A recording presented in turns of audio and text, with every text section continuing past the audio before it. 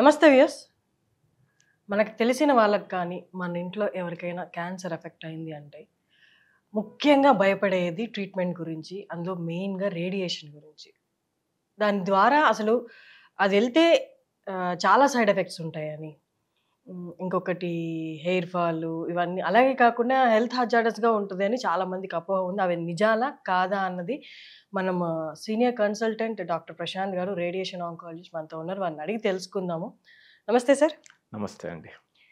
Sir, radiation treatment therapy అనగానే జనాలకి వచ్చేది ఏంటి అంటే, జనాలు మనుషులు ఎవరైతే ఎఫెక్ట్ అయ్యారో వాళ్ళు క్షీణించిపోతారు ఆ థెరపీతోటి, ఇంకా కోలుకోవడం అనేది చాలా రోజులు పడుతుంది అని, దాన్ని మ్యాక్సిమం అవాయిడ్ చేసి ఇంకేదేదో మార్గాలు ఎదుర్కొంటూ ఉంటారు.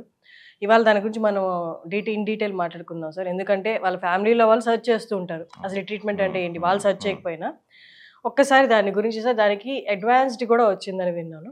ఒక్కసారి రైట్ నౌ మనకి ఉంటున్న ట్రీట్మెంట్ రేడియేషన్ థెరపీ అనేది ఏంటి అండ్ అడ్వాన్స్డ్ ఏంటి అనేది మాట్లాడుతాం. First of all Suman TV వ్యూవర్స్కి నమస్కారం అండి. సార్, ఫస్ట్ ఆల్ మీరు చాలా మంచి క్వశ్చన్ అడిగారు. రేడియేషన్ ట్రీట్మెంట్ అనేది మామూలుగా వాడుక భాషలో కరెంట్ ట్రీట్మెంట్ అంటారు. అది చాలా ఎందుకు వచ్చిందో తెలీదు, అది పెద్ద అపోహ అండి. ఇప్పటికీ ప్రజలు ఏమనుకుంటారంటే ఎవరికన్నా రేడియేషన్ ట్రీట్మెంట్ అవసరమైందంటే ఏదో కరెంటు పెడతారు, షాక్ ఇస్తారు అని పెద్ద అపోహ ఉంది. ఎస్పెషల్లీ రూరల్ పబ్లిక్ అనమాట, పల్లెటూరు వాళ్ళు ఇప్పటికీ దానికి భయపడి చాలా వరకు క్యాన్సర్లు నయమయ్యే స్టేజ్లో ఉన్నా కూడా దీనికి భయపడి ట్రీట్మెంట్ తీసుకోకుండా, మీరు ఇంత కరెక్ట్గా చెప్పారు, ఆల్టర్నేటివ్ మెడిసిన్స్కి వెళ్ళడము, దానివల్ల మన దగ్గరికి రావడమే చాలా మంది చివరి స్టేజ్లో వస్తారండి. వాళ్ళే దాన్ని అడ్వాన్స్ చేసుకుంటారు. అవును అవును, ముఖ్యంగా అది పెద్ద అపోహ అండి. రేడియేషన్ అంటే అది షాకు, కరెంటు కాదు, ఒక సింపుల్ ఎక్స్రే చేసినట్టు ఉంటుంది అనమాట.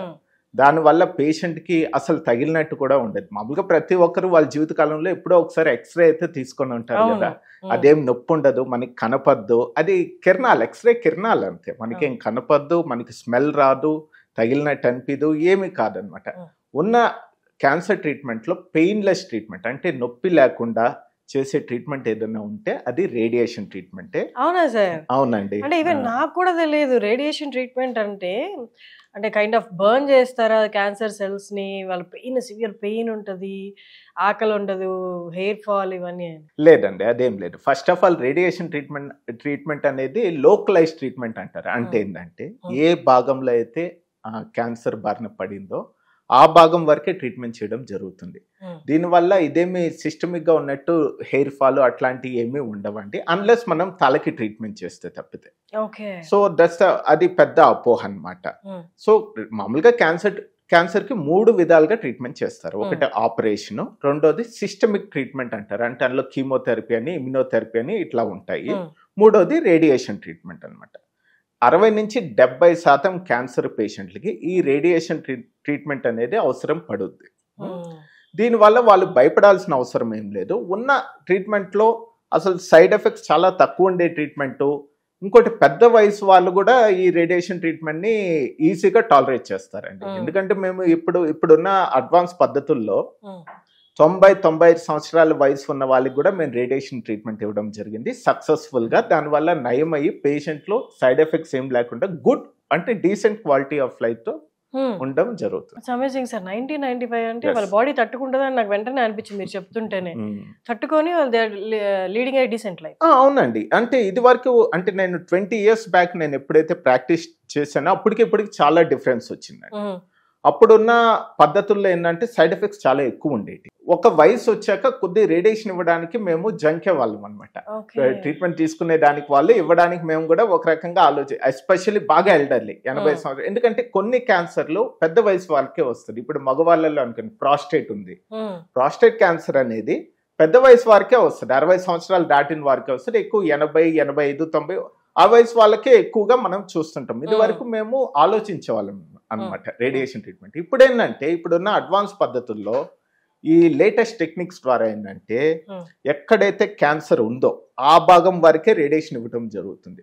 చుట్టూ నార్మల్ స్ట్రక్చర్స్ ఏవైతే ఉంటాయని కదండి వాటికి అవాయిడ్ చేసుకోవచ్చు అనమాట. దానివల్ల ఏంటంటే మనము ఒకటి ఈ టెక్నిక్స్ వల్ల ఎక్కువ డోస్ ఇవ్వచ్చు. ఎక్కువ డోస్ ఇవ్వడం వల్ల మనకి రెస్పాన్స్ కూడా బాగుంటుంది ఆబ్వియస్గా. దాంతో పాటు ఎందుకంటే చుట్టూ ఉన్న నార్మల్ స్ట్రక్చర్ డోస్ వెళ్ళదు కాబట్టి సైడ్ ఎఫెక్ట్స్ కూడా చాలా తక్కువ ఉంటాయి. ఓకే. అండ్ ఇంకొకటి టార్గెట్ థెరపీ ట్రీట్మెంట్ అని అన్నారు. అదేంటి సార్, అది రేడియేషన్ ట్రీట్మెంట్లో భాగమేనా లేకపోతే అది సపరేటా? రేడియేషన్లో ఇప్పుడున్న అడ్వాన్స్ పద్ధతుల్లో అండి హైలీ కన్ఫర్మల్ ట్రీట్మెంట్స్ అని వచ్చాయన్నమాట. IMRT అని, ర్యాపిడ్ ఆర్క్, IGRT, అది కొద్ది టెక్నికల్ టర్మ్స్. ఈ టార్గెటెడ్ థెరపీ అంటే ఏంటంటే రేడియేషన్లో ఆబ్వియస్లీ ఎక్కడైతే అవసరమో అక్కడ వరకే టార్గెట్ ప్రిసైజ్గా టార్గెట్ చేసి ఇవ్వడం జరుగుతుంది. లోకలైజ్డ్ కంటే ఇంకా ప్రిసైజ్డ్. అవునండి, అవును.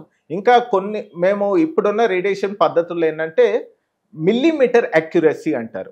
మిల్లీమీటర్స్ అంటే 10 సెంటీమీటర్లో అంత కూడా మనం కన్సిడర్ చేయడం జరుగుతుంది అనమాట. అంటే ఒక్కోసారి 1-2 mm కూడా ఎక్కువ నార్మల్ స్ట్రక్చర్స్ మనము ఇవ్వకుండా క్యాన్సర్ అంత ప్రిసైజ్ గా ట్రీట్మెంట్ చేయడం ఇప్పుడున్న అడ్వాన్స్ టెక్నాలజీతో సాధ్యమవుతుంది. Okay, amazing sir. అండ్ ఇంకొకటి, వన్స్ ఈ రేడియేషన్ కానీ టార్గెట్ థెరపీ తీసుకున్న వాళ్ళకి స్కిన్ అనేది చాలా ప్రాబ్లమ్స్కి లోన్ అవుతుంది అని, పుండ్లు రావడం లేకపోతే అది తగ్గడం కూడా కష్టం అన్నట్లు, ఇది ఎంతవరకు నిజాలు సార్? ఇది పాత పద్ధతుల్లో ఏంటంటే స్కిన్ రియాక్షన్స్ ఎక్కువ ఉండేటి అండి. ఇప్పుడున్న టెక్నాలజీస్ ఏంటంటే స్కిన్ రియాక్షన్స్ అంటే 4 గ్రేడ్లు అంటారు. మ్యాక్సిమం 1-2 గ్రేడ్ వరకే ఉంటుంది. అంటే ఏంటంటే మ్యాక్సిమం మనము ఎక్స్పెక్ట్ చేసేది ఏంటంటే కొంచెం డిస్కలరేషన్, హైపర్ పిగ్మెంటేషన్. అంటే ఏంటంటే మనకి అర్థమయ్యేటట్టు చెప్పాలంటే ఇప్పుడు మనము ఫెయిర్గా ఉండే పర్సన్ ఎండలోకి వెళ్ళారు అనుకోండి ఒక రోజంతా, ట్యాన్ అంటారు కదా, కొంచెం హైపర్ పిగ్మెంటేషన్ అవుతుంది. మ్యాక్సిమం అక్కడ వరకు అవుతుందండి. అన్లెస్ ఒక్కోసారి ఏంటంటే చర్మ క్యాన్సర్లకు మనం ట్రీట్మెంట్ చేసినప్పుడు కొంచెం గ్రేడ్ 3 రియాక్షన్స్ వరకు వెళ్ళొచ్చు. బట్ మిగతా క్యాన్సర్లు అన్నిటికీ మ్యాక్సిమం స్కిన్ రియాక్షన్ అంటే గ్రేడ్ 2 వరకు వెళ్తుందండి. ఓకే. దానికి మించి ఒకవేళ రియాక్షన్స్ ఉన్నా కూడా అవి రివర్సిబుల్. అంటే రేడియేషన్ అయినా 1 వారం 2 వారాల్లోనే మ్యాక్సిమం ఒక 3-4 వారాల్లో నార్మల్ అయిపోతుంది. సార్, అసలు ఈ రేడియేషన్ ట్రీట్మెంట్ అనేది ఎవరికి సజెస్ట్ చేస్తారు? అంటే ఏ స్టేజ్లో ఉన్న వాళ్ళకి సజెస్ట్ చేస్తారు? వాళ్ళు ఎప్పుడు మీ దగ్గరికి రావాలి అనేది ఒక్కసారి వ్యూయర్స్ కోసం క్లారిఫికేషన్. ఇది నేను చెప్పినట్టు అండి, యాక్చువల్గా 60-70% క్యాన్సర్ పేషెంట్లకు అవసరం పడుద్దండి. ఆల్మోస్ట్ క్యాన్సర్ని బట్టి ఉంటుంది. 3 విధాలుగా ఇస్తామండి రేడియేషన్. ఒకటి ఏంటంటే రాడికల్ ట్రీట్మెంట్ అంటారు. అంటే ఏంటంటే ఇప్పుడు నేను ఇందాక చెప్పాను కదా, క్యాన్సర్కి surgery, systemic therapy, radiation. Radical radiation అంటే ఏంటంటే మన రేడియేషనే మెయిన్ ట్రీట్మెంట్గా, నయం చేయడానికి మెయిన్ ట్రీట్మెంట్గా ఇవ్వడం జరుగుతుంది. ముఖ్యంగా ఏంటంటే కామన్ క్యాన్సర్స్, ఆడవాళ్ళలో గర్భసంచి ముఖద్వారం, సర్వైకల్ క్యాన్సర్ కామన్ ఉంటుంది. Very early stage head and neck cancers కానీ, ఈ లారెంజియల్ క్యాన్సర్ అంటారు కదా వాటిలో కానీ, నాసోఫెరింజియల్ క్యాన్సర్ కానీ, ఇప్పుడు ఇంకా ఊపిరితిత్తుల క్యాన్సర్ ఫస్ట్ స్టేజ్లో కూడా మనము రేడియేషన్ ద్వారానే, ఆపరేషన్ అయి లేకుండా రేడియేషన్ ద్వారానే నయం చేయడం జరుగుతుంది. దాన్ని రాడికల్ ట్రీట్మెంట్ అంటారు. ఇంకోటి రెండోది అడ్జువెంట్ ట్రీట్మెంట్ అంటారండి. అడ్జువెంట్ అంటే ఏంటంటే సర్జరీ అయిపోయింది అనుకోండి, సపోజ్ రొమ్ము క్యాన్సర్ సర్జరీ అయింది, కొద్దిగా రిస్క్ ఫ్యాక్టర్స్ ఎక్కువ ఉన్నాయి తిరిగి రావడానికి, అప్పుడేంటంటే ఆ మైక్రోస్కోపిక్ డిసీజ్ని ట్రీట్ చేయడానికి రేడియేషన్ ఇవ్వడం జరుగుతుంది. అంటే సర్జరీ కానీ అయిపోయాక ఇవ్వడము అనేది అడ్జువెంట్ ట్రీట్మెంట్ అంటారు. ఇంకోటి ఏంటంటే ఒక్కోసారి కొన్ని క్యాన్సర్లు కొంచెం అడ్వాన్స్ స్టేజ్లో ప్రెజెంట్ అవుతారనమాట, ఆపరేషన్ చేయడానికి వీలు కాదు. అప్పుడు ఏంటంటే ముందు రేడియేషన్ ఇచ్చి పెద్దగా ఉన్న క్యాన్సర్ చాలా చిన్నగా చేసి, అంటే ఇన్ఆపరబుల్ని ఆపరబుల్గా చేసి, అన్రిసెక్టబుల్ రిసెక్టబుల్ అంటారు, పెద్దగా ఉండేది చిన్నగా చేసి ఆపరేషన్కి వీలుగా ఉండేటట్టు కన్వర్ట్ చేసి ఇవ్వడం నియోఅడ్జువెంట్ ట్రీట్మెంట్ అంటారు. ముఖ్యంగా పెద్ద పేగ్ క్యాన్సర్లో, రెక్టల్ క్యాన్సర్లో అందులో మనం ఇట్లా ఇవ్వడం జరుగుతుంది. సో ఆల్మోస్ట్ చాలా ఇంకా బ్రెయిన్ క్యాన్సర్స్కి ఇస్తాము, బ్రెయిన్ ట్యూమర్స్కి ఇవ్వడం జరుగుతుంది. ఇవే కాకుండా ఒక్కోసారి ఫంక్షనల్ అంటారండి, కొన్ని క్యాన్సరే కాదు కొన్ని బినైన్ ట్యూమర్స్కి కూడా ఇవ్వడం జరుగుతుంది. బినైన్ ట్యూమర్స్, బినైన్ ట్యూమర్ అంటే ఏ గడ్డ అయినా 2 రకాలు ఉంటుంది, బినైన్ కానీ మ్యాలిగ్నెంట్ కానీ. మ్యాలిగ్నెంట్ అంటే క్యాన్సర్ అన్నట్టు, బినైన్ అంటే it's a non cancerous tumour, కానీ అది స్ప్రెడ్ అయ్యేదానికి ఛాన్సెస్ ఉండవు, అది ఉన్న చోట చాలా చిన్నగా పెరుగుతుంది అనమాట. ఆ ట్యూమర్స్కి కూడా మనం, అంటే ఎగ్జాంపుల్ మెనింజియోమా అని తల్లో చాలా చిన్న గడ్డగా ఫామ్ అవుతుంది అది. ఇంకోటి శ్వానోమాస్ అని, ఇట్లా కొన్ని బినైన్ ట్యూమర్స్ కూడా రేడియేషన్ ద్వారా నయం చేయడం జరుగుతుంది. ఓకే సార్, ఇది కొంచెం అందరూ అడిగే క్వశ్చనే, బట్ స్టిల్ ఐఎమ్ ఆస్కింగ్. అంటే ఇప్పుడు పెరుగుతున్న కాలుష్యం ప్రకారం కాబట్టి ఎక్కడ ఏ క్వాలిటీ ఫుడ్ కానీ ఏది మన చేతుల్లో లేదు కాబట్టి, is there any one food or magic food కొంతవరకు మనం అలాంటివి దగ్గరికి రానికుండా ఉండడానికి, ముందు నుంచి జాగ్రత్త పడడానికి? చాలా మంచి క్వశ్చన్ అడిగారండి. యాక్చువల్గా మామూలుగా క్యాన్సర్ ఎందుకు వస్తుందంటే అందరికి తెలిసింది ఏంటంటే టొబాకో కానీ ఆల్కహాల్ కానీ వైరల్ ఈ అందరికి తెలుసు. కానీ చాలామందికి తెలియదు ఏంటంటే ఒకటి ఒబేసిటీ అండి. ఒబేసిటీ కూడా చాలా క్యాన్సర్లకి రావడానికి కారణం అనమాట. High risk factor. ముఖ్యంగా రొమ్ము క్యాన్సర్ కానీ ఆడవారిలో కానీ యూటరైన్ క్యాన్సర్స్ కానీ చాలా వరకు క్యాన్సర్స్కి obesity or type 2 insulin resistance అని అంటారనమాట. సో ఈ కొద్దిగా రిస్క్ ఫ్యాక్టర్స్ అనమాట. ఇందాక మీరు అడిగారు మ్యాజిక్ ఫుడ్ ఉందా అని. మ్యాజిక్ ఫుడ్ అనేది ఏం లేదండి. మ్యాజిక్ ఫుడ్ అని నేను చెప్పను, కానీ ఏ అవాయిడ్ చేయాలో చెప్తాను నేను.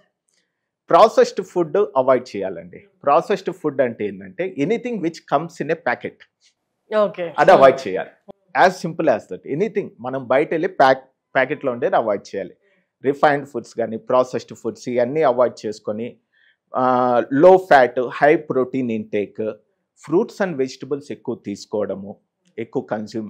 ఫ్రూట్స్ ఇన్ ద సెన్స్ మనకి సీజనల్ ఫ్రూట్స్, వెజిటబుల్స్ ఎక్కువగా కన్జ్యూమ్ చేసుకోవడము, ఇట్లా రెగ్యులర్ ఎక్సర్సైజ్ చేసి ఐడియల్ బాడీ వెయిట్ మెయింటైన్ చేయడము, ఇట్లాగా బాడీ మాస్ ఇండెక్స్ అంటారు, ఐడియల్ బాడీ వెయిట్ మెయింటైన్ చేయడం. ఇది చేసుకుంటే మనకి క్యాన్సర్ వచ్చే ఛాన్సెస్ మనం బాగా తగ్గించుకోవచ్చు అండి. అఫ్ కోర్స్ మిగతా అన్ని టొబాకో అవాయిడ్ చేయడము, ఆల్కహాల్ అవాయిడ్ చేయడం, ఇవన్నీ ఎట్లన్నా ఫాలో కావాలి. ఓకే. సో చాలా మంది అనుకుంటారు సార్, నాకు ఆల్కహాల్ అలవాటు లేదు అండ్ సిగరెట్ అలవాటు లేదు, బట్ స్టిల్ వాళ్ళకి డిటెక్ట్ అయిన వాళ్ళు ఉంటారు. Maybe this is the reason. Packed foods, fast foods అవన్నీ కూడా చాలా కారణం. అవన్నీ నార్మల్ కదా, ఒక వీకెండ్ వెళ్ళి సరదాగా తిన, అది సరదా కాదు యాక్చువల్లీ, అది హెల్త్ కి చాలా డేంజరస్ అనేది. సార్ ఇంకొకటి, అండ్ డైలీ రొటీన్ అనేది ఏది ఐడియల్ ఎక్సర్సైజ్?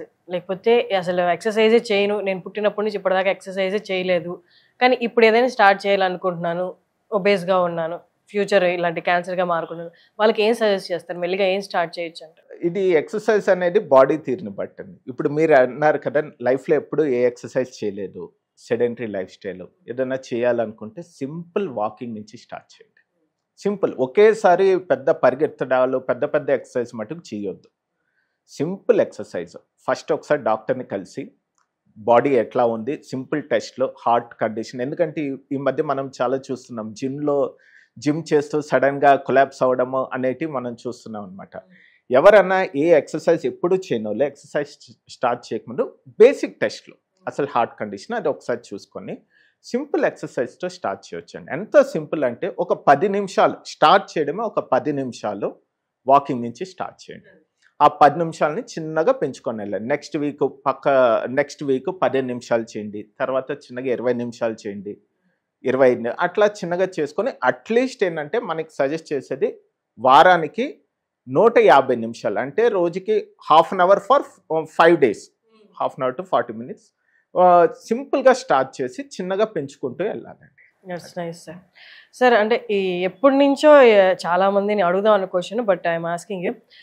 అంటే ప్రతిదానికి ఒక అడ్వాన్స్మెంట్ వస్తుంది, అన్ని అడ్వాన్స్మెంట్స్ వచ్చి ప్రతిదీ టాబ్లెట్ ఫార్మాట్లోకి వస్తుంది, ప్రతి డిసీజ్కి ఒక టాబ్లెట్లో ఉన్న సొల్యూషన్ కనిపిస్తుంది. Is there any chance in the near future క్యాన్సర్కి కూడా ఒక టాబ్లెట్ వచ్చే ఛాన్సెస్ ఏమన్నా ఉంటాయా? అట్లా ఉండదండి. యాక్చువల్గా ఇప్పటికీ కొన్ని క్యాన్సర్స్కి మనకి టార్గెటెడ్ థెరపీ అంటారనమాట. టార్గెటెడ్ థెరపీ కొన్ని టాబ్లెట్ రూపంలో కూడా వచ్చాయి, బట్ అన్ని క్యాన్సర్లకు కాదు. కొన్ని డిపెండ్స్ ఆన్ ద క్యాన్సర్. కొన్ని క్యాన్సర్ సపోజ్ కొన్ని CML అంటారు, క్రానిక్ మైలోయిడ్ ల్యూకేమియా అంటారు, దానికి వచ్చే ఏదైతే ట్రీట్మెంట్ టాబ్లెట్ రూపంలోనే ఉంటుంది. ఇంకోటి కామన్ క్యాన్సర్ ఊపిరితిత్తుల క్యాన్సర్ ఉంటుందండి, లంగ్ క్యాన్సర్ అనేది చాలా కామన్. అందులో ఇప్పుడున్న పాతకి ఇప్పటికి కొత్తగా వచ్చింది ఏంటంటే మనం కొన్ని మ్యూటేషన్స్, డ్రైవర్ మ్యూటేషన్స్ అని కొన్ని టెస్ట్లు చేస్తామన్నమాట. ప్రతి పేషెంట్లో ఆ టెస్ట్ అనేది చేస్తాము. అందులో కొన్ని డ్రైవర్ మ్యూటేషన్స్ కానీ అంటే జెనెటిక్ లోపాలు అనమాట. బేసికల్గా మనకి జన్యు లోపాలు ఏముంది అని కొన్ని టెస్ట్లు చేస్తాం. ఓకే, ఆ టెస్ట్లో కొన్ని ఈ పాజిటివ్ ఉంటే ఒక ట్యాబ్లెట్ రూపంలో వాళ్ళకి ట్రీట్మెంట్ ఇవ్వడం జరుగుతుంది అనమాట. అట్లాగే కొన్ని క్యాన్సర్లకి టాబ్లెట్ రూపంలో వచ్చాయండి, అన్నిటికి కాదు. జనరల్గా నేను స్టేట్మెంట్ ఇవ్వలేను. కొన్ని క్యాన్సర్స్కి టాబ్లెట్ రూపంలో, అది కూడా చాలా వరకు చాలా కాలం పాటు తీసుకోవాలండి. అంతేగాని మనకి ఒక యాంటీబయాటిక్ లాగా ఒక 4-5 రోజులు, 5 రోజులు, వారం రోజులు, 10 రోజులు అట్లా కాదు. చాలా కాలం పాటు తీసుకోవాల్సి వస్తుంది. బట్ టాబ్లెట్ రూపంలో కొన్ని క్యాన్సర్లకి వచ్చాయి. Thank you so much sir, చాలా చక్కగా ఎక్స్ప్లెయిన్ చేశారు. ఐ హోప్ ఈ వీడియో చాలా మందికి యూజ్ అవుతుంది అనుకుంటున్నాను. ఎందుకంటే రేడియేషన్ అనగానే ఫస్ట్ వాళ్ళకి మొదలయ్యేది క్యాన్సర్ డిటెక్ట్ అయినప్పుడు కంటే రేడియేషన్ అంటేనే ఎక్కువ భయపడుతూ ఉంటారు. మీరు ఇచ్చిన ఎక్స్ప్లెనేషన్ అండ్ ఇంక మోర్ అడ్వాన్స్మెంట్ వచ్చింది, టార్గెట్ థెరపీ అని కూడా, టార్గెట్ ట్రీట్మెంట్ అని కూడా. సో మీ అందరికీ ఈ వీడియో యూజ్ అయింది అనుకుంటున్నాను. Thank you so much sir. Thank you.